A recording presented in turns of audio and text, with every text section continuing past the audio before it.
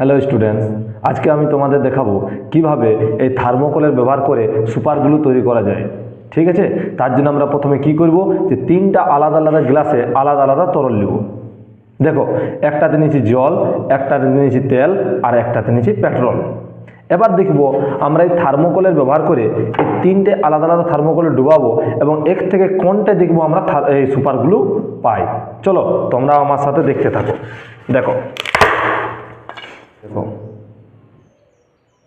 এবার দেখো থার্মোকলকে যদি পেট্রোলের মধ্যে ডুবাই তো কি হয় দেখতে থাকো।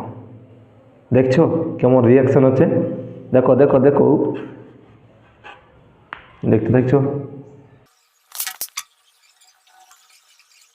দেখছো এর মধ্যে কোনো রিয়াকশন হচ্ছে না, এর মধ্যেও কোনো রিয়াকশন হচ্ছে না, কিন্তু এর মধ্যে দেখো রিয়াকশন হচ্ছে। আর এই যে তলে যে থকথকি পদার্থটা দেখাচ্ছে এইটা হচ্ছে সুপার গ্লু বা চিট, যেটার দ্বারা আমরা যে কোনো জিনিসকে কী করতে পারি, চিটাতে পারি।